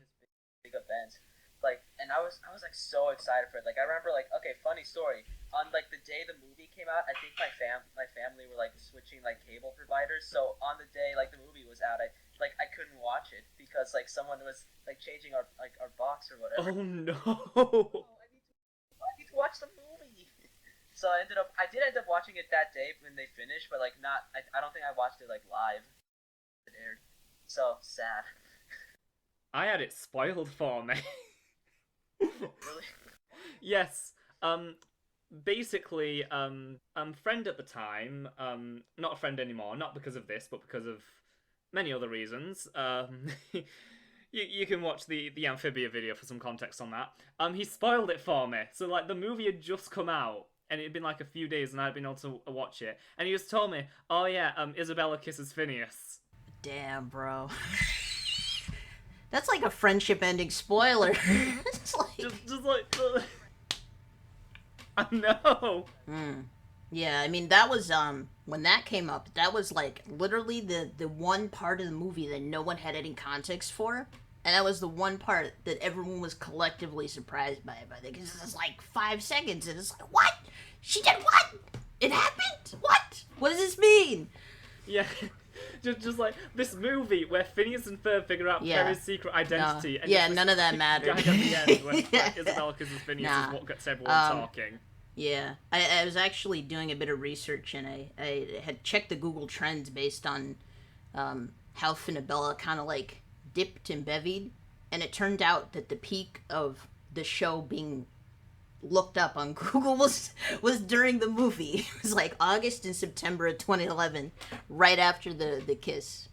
So it was big shit at the time. Just the main thing about like Across the Second Dimension is it's like we all know the whole thing about, you know, Disney wanted to do a theatrical Phineas and Ferb movie, then they dragged their feet long enough for it, you know, Across the Second Dimension to come out, because like it started, then it stopped, and we all know the history about that. A lot of it's come out about the various versions of the movie that exist. Disney still like treated this release with like the amount of marketing and merchandise behind it. They treated this like it was a theatrical movie. Yeah, they hadn't made I think a movie within that unit for a while, so it was different for them, and it was, you know, springboarded. It was launched by a show that you know, was big, but they had never done something that big before, and it was really all hands on deck from that point forward. It was interesting. I think they did. There were a few specials where they did this with. I think they did this with the movie too, where they aired a week of premieres leading up to the movie. Well, because the thing is, obviously, like, we have like different experiences with like the movie coming out, because obviously you guys over there in America, it's like, you know, in the brunt of it all, where like most of the marketing would have been going. I remember seeing Phineas and Ferb posters and being surprised that like they would actually like advertise this like out on the streets. That's when you knew something was big over here. Yeah, you know what? It's interesting. If I can talk about the international section of it, I think they aired it in theaters in parts of Europe. So that in and of itself, yeah, I think it was like the Netherlands and Spain. And so that alone is like crazy enough by itself. But then they did all this other stuff where like they did the Platypus tour, and they had created like a new spin-off, like a 60-second game show where you just draw characters and things. They did, you know, press tours, and they had the full red carpet experience. And in other countries, they would have certain Disney-owned bands kind of cover certain songs from the movie. I remember Somewhere Do We Begin was covered by, I believe, Rock Bones, which was affiliated with a Disney XD show made in Latin America at the time, and they had covered it for those audiences. And I think they did some in Germany too, where they covered Taking Care of Things.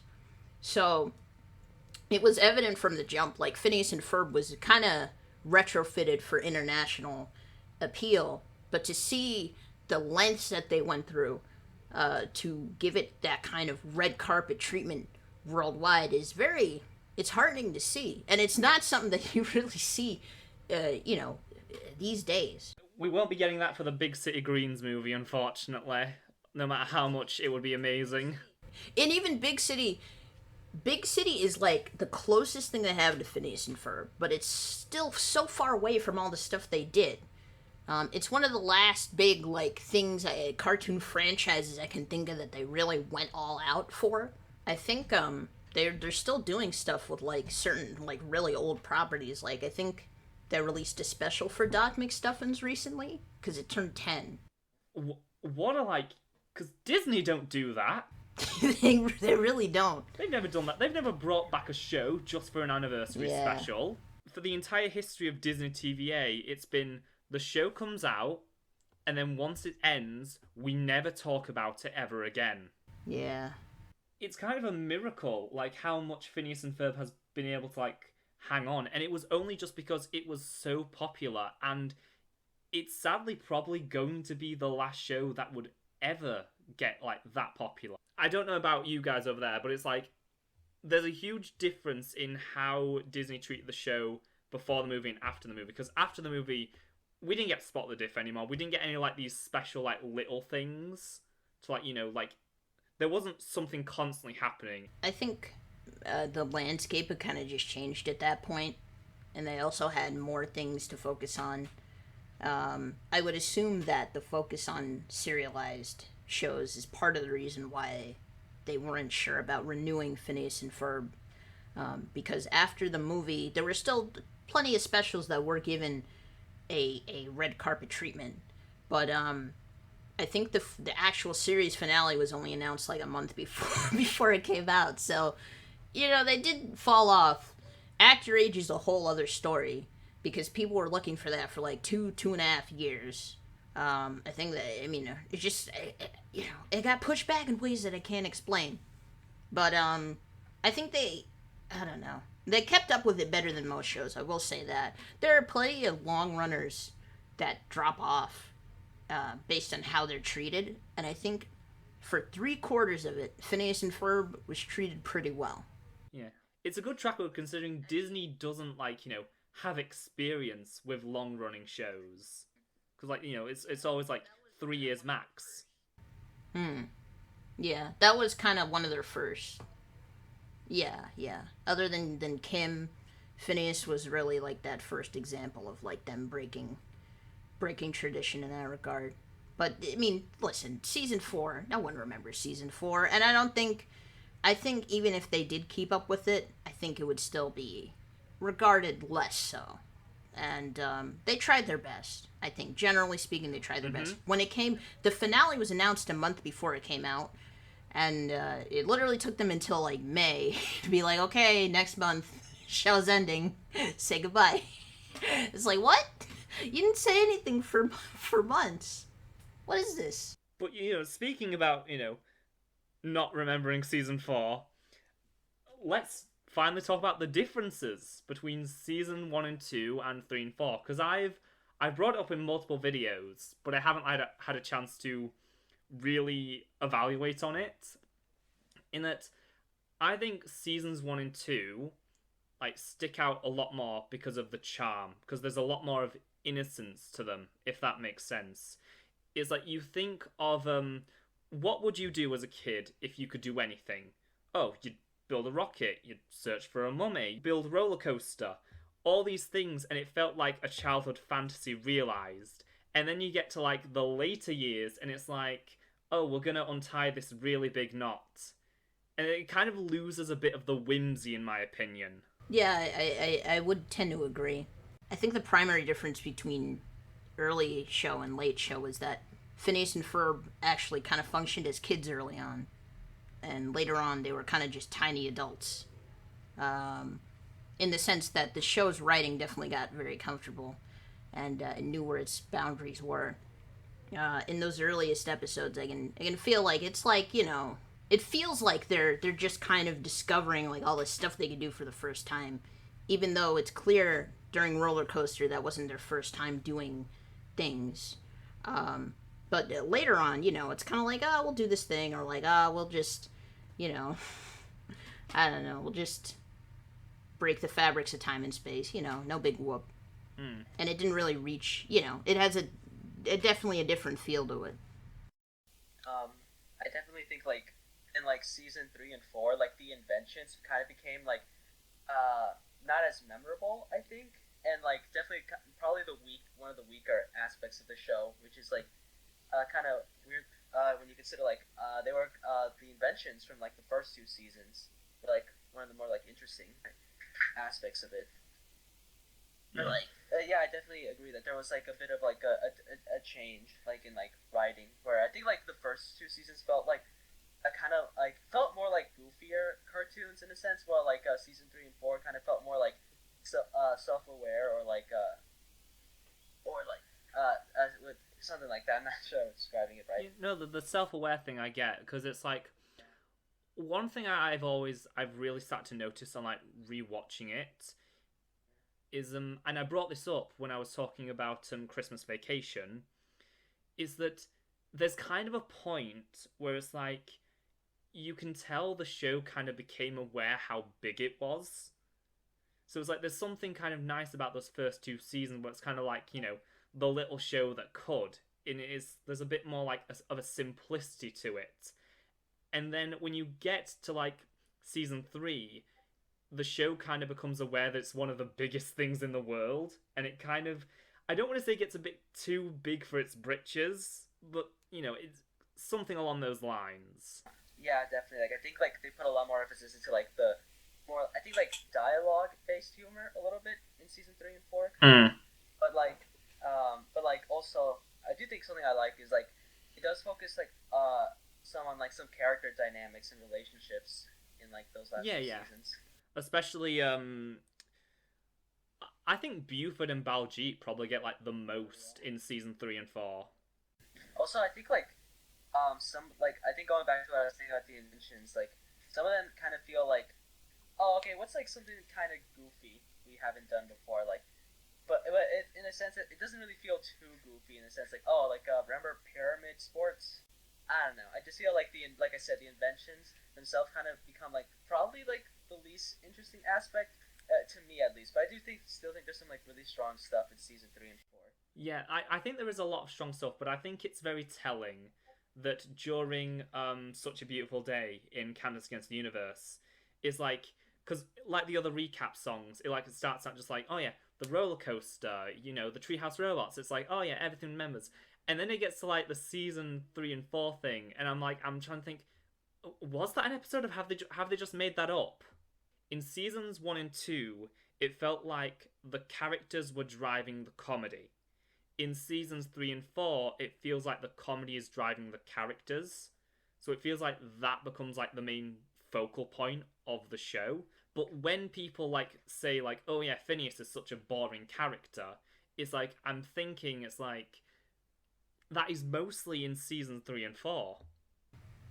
I mean, I think in general, I mean, there's the nexus of like main characters. It's like most people, when you think of most of them, you can connect them to like a feeling or an emotion. Like with Ferb or Perry, they're definitely more low key, but they're mysterious. They're suave. You know, they have a lot of very specific set of skills. Candace, Doofenshmirtz. Wait in 10 years, people start theorizing that they each represent one of the 7 deadly sins. Yeah, pretty much.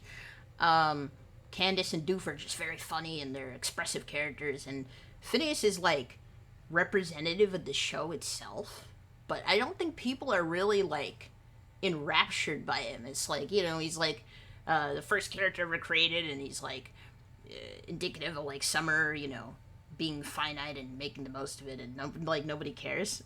Which, I mean, I totally get to some degree, but there probably is, you know, there's a little more lurking under the surface, and I understand to a degree. It's interesting to see the trade-off, because in order for Phineas to kind of play into the more the naive character traits, you do have to play into the comedic aspects of it, which is something they did more later on. But of course, his genuine naivety, it's like, you know, him being genuinely like engaged in like winning a NASCAR race or finding a mummy. It's stuff that you cannot replicate later on, because he's self-aware, but he's also naive. That's the joke. And it's kind of like this thing with Buford where they kind of develop him through jokes, but not really. So like in Doofopus, where the greatest spoiler of the century is revealed that he does not like zucchini. It's like, that's a one-off, but it's something that I have to roll with. That is something I have to notate as part of his character, because there's not much else for me to work with in that regard. The other ones, Ferb is, you know, there's a lot of visual gags they played off with him early on, but they also worked to establish his skill set and, you know, his feelings on different things. And they didn't really get to do that with Phineas. So I think part of that is because of the show developing, but also because maybe he's too important. I don't know. I don't know how to describe that. Yeah, because it's like it's only in the special episodes where you really like they try and dig into him more. Because you were saying about how it's like in the later years it was hard to replicate that original like naivete. I think Candace Against the Universe did that well enough, because I think in that movie he has so much more emotional range. It's like, I think it's more than we've ever seen him have before, because it's like, it's not just like incredibly optimistic and angry. It's like, you know, there's confusion, there's like sadness, regret. It's like all these emotions that, you know, even in the early years we didn't see from him. And that's kind of why I think like, in terms of Phineas's characterization, Candace Against the Universe does better than Across the Second Dimension. You know, it's interesting. I feel like, I definitely feel like Candace has higher heights, or it has a more like esoteric viewpoint on the characters. It had more potential in that regard. I feel like I'm at war with how I feel about it in execution, because I will never turn down an opportunity to learn more about Candace, and I think paired up with Doof, I think they're the most developed characters of the show, period. But the nature of how they pulled her plot out and having her say to them, it's like, I want to be special. It's like, you're not important in this equation. The way that they did it, to me, is a little... and it's partially because they spent so many episodes with Phineas kind of knowing that she wants to bust them. I'm conflicted with how I feel about the movie, because I think it does have more to say about these characters, but at the same time, because they spent a long period of time just kind of playing Phineas off as like kind of knowing about Candace but not really caring, or maybe he's not aware that she is, malicious intent or whatever. It's like, I don't know if this really makes sense, and I don't want to be that guy that focuses on just like plot holes, but it's kind of important. It's like they built it up like they're both aware that she tries to bust him, and I think for Phineas it's kind of like he doesn't care, but obviously he does care about her, and that was evident long before this movie. But also, like, they have to address it, and it feels not necessarily insincere, but it doesn't work, because that movie, I think isn't it set in the middle of summer? The way I look at it is, it's probably like, I think of it more towards the end, so maybe a few weeks before the finale.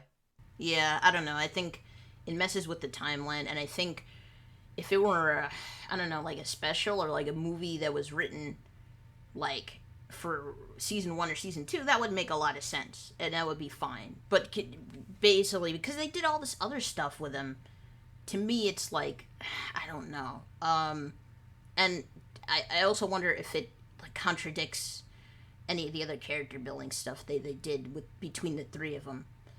But I mean, I think philosophically speaking, it has a lot more to say than Across the Second Dimension, but I'm definitely confused as to how all of that really shakes out. I don't know if they really planned or if they thought too deeply about the implications of that.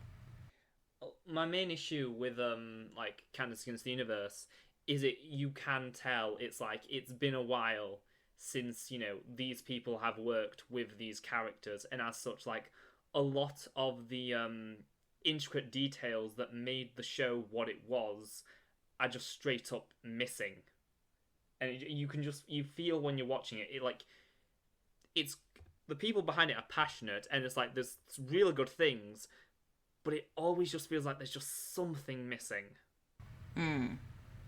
Yeah, I think I like a similar thing where I do really like the movie, but I will admit it does kind of like make some moments from the finale kind of feel like, I don't want to say like they're ruined. I think they still work, but like it kind of makes you go, it's like, oh wait, if Candace learned about this, like this had this character growth before the finale, then why does she just kind of revert back, sort of, And it's like, I don't know. It's that kind of thing. I don't think about it too much, because like I kind of see Phineas and Ferb, like Candace Against the Universe, as kind of like sort of its own thing. I don't know. I actually. Yeah, it's just it's weird. It's like don't even try and figure out the Phineas and Ferb timeline. I tried, and it destroyed me for 3 months. I mean, like I still very much like the movie, because like when it came out, it was like, I think this was like before, like at the time I hadn't really seen Milo Murphy's Law and what they did with Phineas and Ferb. But, so like this was like my like a return like for Phineas and Ferb, like the big return, like after like the finale for me, and especially since like it came out like in 2020, which like I'm pretty sure it's an understatement to say that it was not a very good year. Yeah. Kind of, it felt nice seeing them return. It felt like this like nice moment, but like it's like, so yeah, I do very much like the movie, but like yeah, when you definitely try to stick it into like the timeline, it's like, oh yeah, it kind of doesn't work too much, but like I still think the movie is good. All right. Let's move on now. So we've just got 2 more things to talk about. Let's see how quick we can get through them. So let's talk about the weird and wonderful world of Phineas and Ferb merchandise. We've alluded to it a few times, but now we can just talk about any weird things that we found throughout the years. It's like, have you ever been just like walking through a store and you just see like a really odd piece of Phineas and Ferb merchandise that you had no idea it existed, and you could have probably gone your entire life without knowing that? Okay. I guess, like, for me, like, weirdly enough, I don't think I saw too much Phineas and Ferb stuff, which is weird because, like, I was around for when it was, like, super popular. But I do remember seeing, like, a lot of books and stuff, but, like, I do have, like, a memory. I think I saw this, like online, Pez dispensers with the Phineas and Ferb characters. Phineas, of course, we all know from Phineas is, like, not super appealing to look at, but, like, this Pez dispenser, like, look it up. Phineas and, like, Doof look so weird in it, and, like, Phineas, no matter what angle you look at, he just looks so odd. Like, Phineas in, like, 3D, just like, in a regular merchandise sense, because some Phineas merchandise I had would have his eyes facing the side, and would actually try and, like, capture the side profile, because, like, I had, like, this box of, like, little figures, and it came with a Phineas and Ferb, a Agent P, and a Dr. Doofenshmirtz.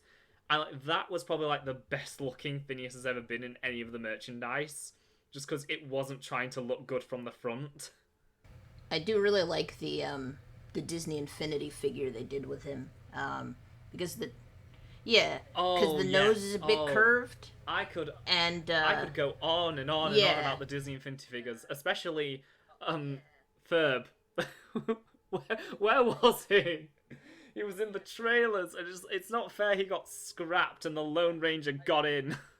Yes, I wanted that was the other piece of merchandise I wanted to talk about, the figures. Like, what was weird about them is not necessarily like the way they look, because they actually look pretty good. Was like, again, that they didn't put Ferb in, and that was so weird. Like, I can understand wanting to put Perry in, but why not have it either be like Perry be a separate figure, or have like a 3-pack with Phineas, Ferb, and Perry? And I'm just going like why Disney? Why didn't you? Or even if you were just gonna put Phineas and Perry, why not make a Ferb figure? It's like, I don't know. It's weirder, the fact that they didn't do that, or the fact that I'm just going on and on about this thing for a game that I didn't even own. Limited character space and the basic gist of things, because as someone who wasted way too much of their life, like fully invested in this game, the main gist of things is Disney Infinity was not what it was advertised as. It wasn't this celebration of like Disney's legacy with like classic and current characters. It was a marketing tool for new movies. It was made so that Disney could keep making licensed games based off new movies, but do it on the cheap. And that's why The Lone Ranger and Cars 2 are playsets, and Phineas and Ferb and Frozen 1. It's so just like... Yeah. It's so crazy thinking about it, like how big Frozen like became, and they got 2 figures at the start. But as like, Disney Infinity, that's a topic for another day, because I still have so much more to say on that game. But there was also going to be a Doofenshmirtz figure. There is a model in the original games like files for like Doofenshmirtz's character model. Yeah, they were planning Doof and Ferb to be integrated in, later on. But apparently, and this is going to sound stupid, but they had said that it seemed like Phineas and Perry were more popular out of the 2, so they added them in first. And by the time they were working on probably those other ones, the game obviously went belly up, so it didn't matter. But I do kind of get that in the sense of, them being the most popular, Phineas the main character, and Perry was the face of the franchise. So it's like, if you're going to pick like 2 characters to best like embody Phineas and Ferb, ironically it would probably be Phineas and Perry. Speaking of video games, I guess like I do remember seeing like a few Phineas and Ferb games here and there. I don't think I ever played them because I wasn't like I don't think I had a lot of like systems growing up, but I do remember recently like I was on my PS5 and I was like looking through the store like the online games that they offered like through their PS Plus thing, and like I saw that for some reason Phineas and Ferb Across the Second Dimension, the video game, was like there, and like I found that weird. I had the original DS game. Oh wow. I loved it. I loved its weird touchscreen elements because I was just, at that age. I had it for a few years, And like I was still playing it by the time I was probably about like 11, and I forgot to because there were DS games, so I put it in my pocket, and I forgot to take it out, so it ended up in the washing machine. Oh no. A few weeks ago, I found it for £3 in a in a used game store, so I just picked it up, and so I've got that again now.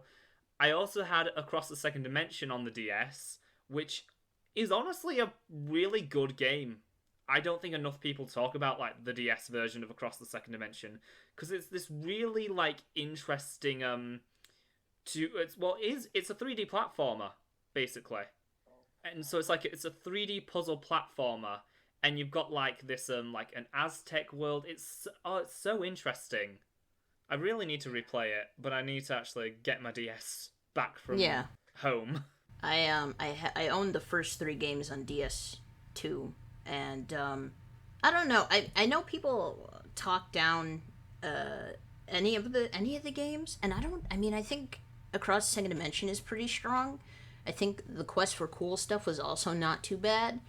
But I mean, I would replay any of them, I guess. The original, I think my hierarchy is like Across the Second Dimension, and then you got the original game, and then Quest for Cool Stuff, and then Rides again.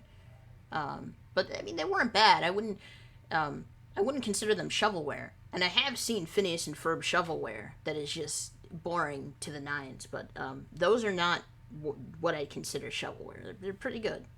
I mean, who's heard about Phineas and Ferb: The Day of Doofenshmirtz for the PlayStation Vita? Yeah.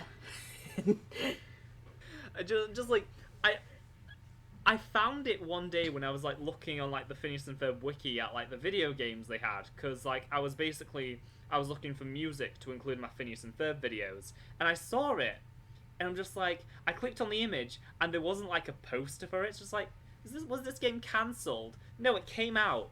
It came out after the show ended, or like somewhere around there. So could you just imagine, in late 2015, a new Phineas and Ferb game getting released, and literally no one is talking about it?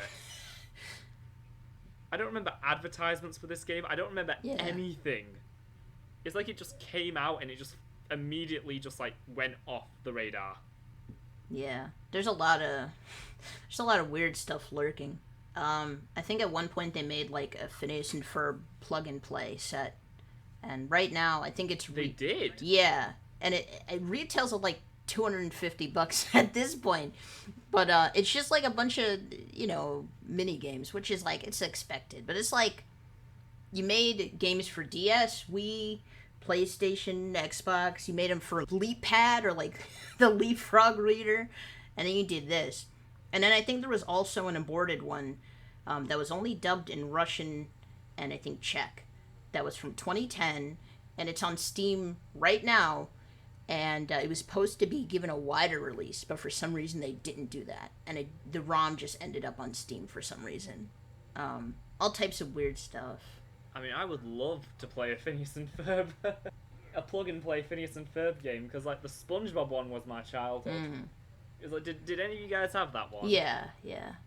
Yes, like the game where you're running around as Patrick in the maze. Oh, the amount of hours I sunk into that. Probably the weirdest piece of Phineas and Ferb merchandise, and this was like right in like when merchandise for the show was just coming out. Any of you ever heard about the Ferb Air Zooka? Yeah.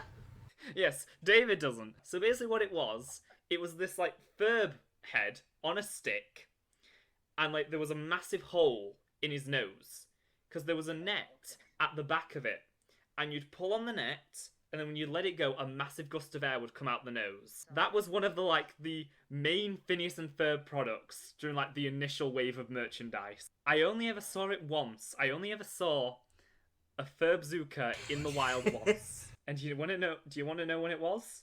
It was either like 2013 or 2014. I was in a Toys R Us. It was just like on like one of the bottom shelves. I don't even think it was on clearance. I think it was like hidden behind something. I just saw it, and I just looked at it. I didn't know what it was, because obviously there's like a hole in it and a net at the back of it, so I thought there was like a ball that's supposed to go in it that you like fling, which would make more sense than just a gust of air. So I left it there, and I regret it every single day of my existence.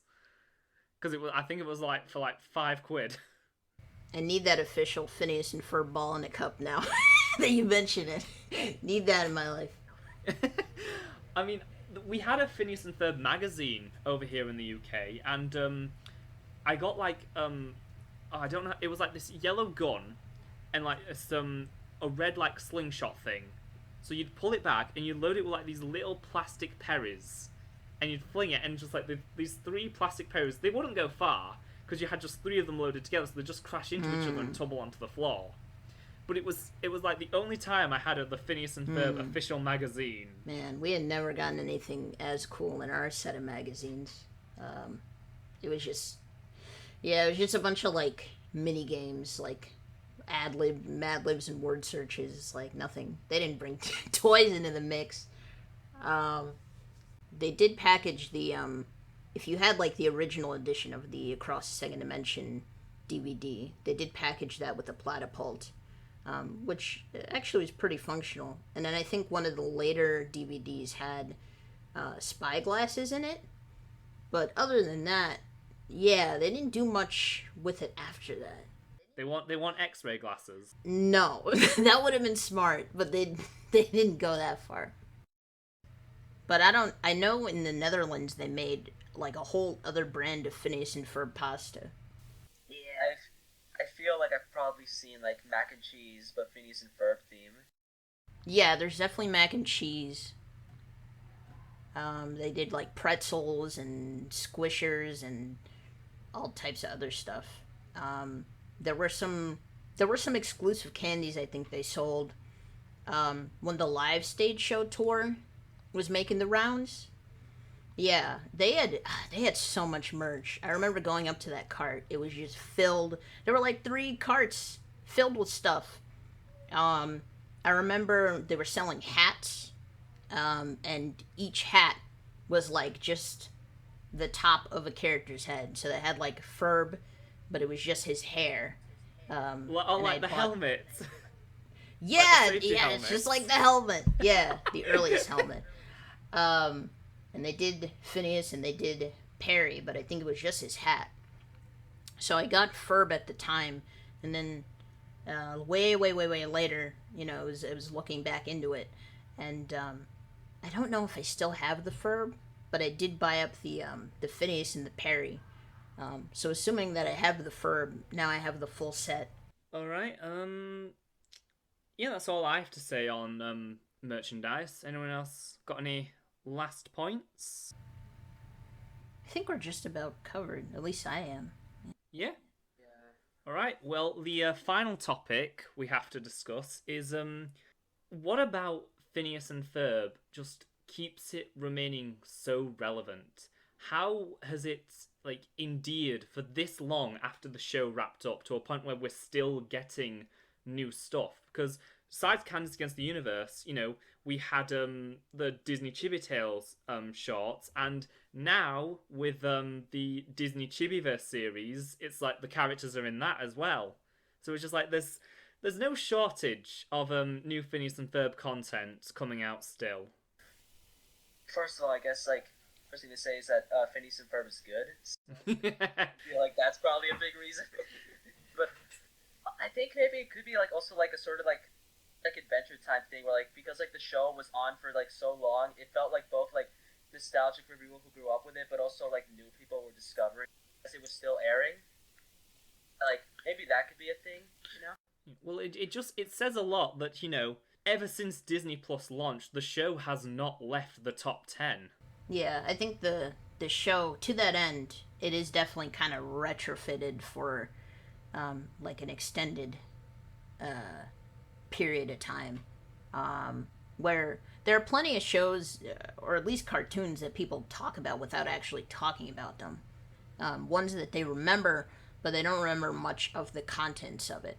Even shows from the last 10 years or so, or ones that maybe you remember certain bits and pieces of, or the feeling of watching it, but you don't really remember the show itself. And I don't think Phineas and Ferb is any more or less prone to that, but I think because of the nature of how the show is. It's just kind of retrofitted for a modern audience. It's retrofitted so that you could post 10-second clips on Twitter or YouTube and have that pop off. You know, the show is formulaic, and it is a bit faster paced, at least earlier on. All of those mimetic or viral parts of the show, a lot of them happened early on, but there are plenty of clips from any part of the show that you could take and just throw it up on Twitter or TikTok and just kind of have it take off. So it's very easy to extend its lifespan to that end. And of course, it's easier to bring it back because it is formulaic.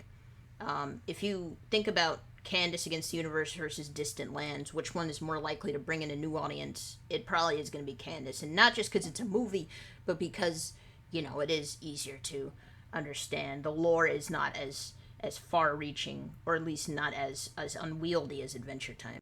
I think, like, a big thing that, like, helps, like, keep, like, you know, breathing, like, why it's still around is that I think it's just because, like, these characters and, like, their scenarios are just so much fun that, like, you know, it feels like, I think it's a very big, like, summer aspect. It's like, yeah, summer, you can do anything, and, like, I think these characters very much, like, showed that here. It's like, these characters are just so much fun, and I think, like, it's like, going back to what I was saying about Adventure Time, it's like, yeah, people, like, feel, like, nostalgic for this. Like, it was, like, a show that went on for so long that eventually, while it was still airing, people were still going, like, oh, man, I remember, like, I grew up with that show.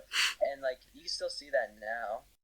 The show wasn't gone very long, but when it came back, people made a very big deal out of it. It was only gone for, like, 4 or 5 years, and then they announced the movie, and everybody lost their minds. There was riots in the streets. It was, you know, everyone was hyped, and it was interesting for me because really Disney was the best place for the show to be picked up, because if it was picked up by Cartoon Network, don't know if that would have made a recurrence. They're only starting to release some of their older shows on DVD again. Nickelodeon probably wouldn't have done anything with it. Fox Kids just doesn't exist, so non-starter. It would have ended up on 4Kids. Oh my god. Phineas and Ferb 4Kids? Come on. I also think what, like, a lot of people don't view Phineas and Ferb as a show that ran until, like, you know, the mid-2010s. Because when you were saying about, like, you know, people were so, like, raving about there being a new movie coming out when, you know, on Disney Plus Day when they announced that they were making a new movie, it's because people view Phineas and Ferb as strictly a late 2000s show, because that's when they were watching, that's when most people were involved. So it's like, they don't see it as, you know, the show being gone for 4 years. They see it as the show being gone for almost a full decade. And also, like, they don't know about the Milo Murphy's Law crossover and all the stuff that only we're privy to. Yeah, it's interesting how many people rediscover the show and then they find out Act Your Age exists and they treat it like it is the finale. And to be fair, it does read like one of those, like, old school cartoon creepypastas, like, yeah, 20 years later, Phineas and Ferb cast, you know, it's like, but, you know, people don't even register that because it is a relic of its time. Like, if you watch the show all the way through, you'll notice the way that the Disney Channel logo changed every year or two, you know? It is a relic of its time, and it is kind of well respected as part of its time because there wasn't much out. Yeah, I think we've kind of, like, covered, like, I had a section here talking about Candace against the Universe, but we've very much, like, you know, covered all the ground we can with that, and just talking about how it does show, for all its faults, that the show is still here, it's still relevant, and, you know, whenever it inevitably comes back, because it's going to, it's like, it's not going to stay away for very long, whether that be, you know, a third movie on Disney Plus or something else entirely, or, you know, what I'm really hoping for, Meet Me in St. Louis.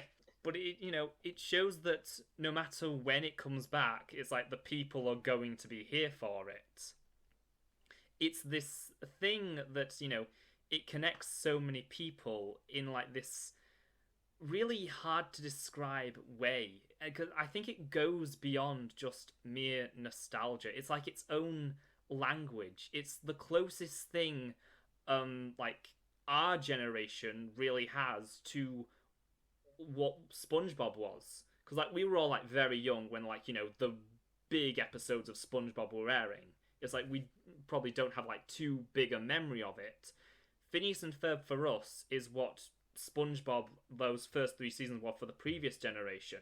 It's like everyone knows the lines, everyone knows the songs, you know, everyone just gets it in a way that it's this unifying force, really. Right, closing remarks? Phineas and Ferb is like one of my favorite cartoons ever. It's like I really like it so much, and even like if it did kind of like have like a change in season 3 and 4, I still like those seasons too because they still got some great character moments and songs. And Phineas and Ferb is just like the definition of like a fun cartoon for me. One that like I'd love to rewatch like every summer, and even not during the summers. Like it's just like great, and I love the characters. And like I heard like Dan Povenmire describe the comedy as like a mix between SpongeBob and Family Guy, and it's honestly kind of like perfect. And yeah, it's just a really good cartoon. Yeah, I think it's interesting to be so close to a show that you got to grow up with, and it got to be such a big part of your existence because it was literally there for like a decade, and keep seeing it becoming a recurring force. I think because Milo is so close to it, and it seems like Hamster and Gretel might, you know, it seems like it could get a 3rd season, so the crossover is kind of likely. But thinking about how much of its own universe Phineas and Ferb is, and how that might bounce off those other 2 shows, and if it's too big or if it's too, you know, there's like so many questions that could still be answered. And I can't say I'm the type of person that would want it to go on until I'm in my 70s or 80s or something like that. But you know, you're speaking to it being a unifying force, and I do think that that's one of the show's greatest strengths, and it is the type of thing that would save the series in a way. There's so many people from so many different walks of life that came together and made that thing its thing, and by proxy, there's so many people that were united as fans under that show, and found their own path to success and things, who were inspired by it or even saved by the show. So to that end, there's going to be fans that I assume will step up to the plate and continue this legacy forward.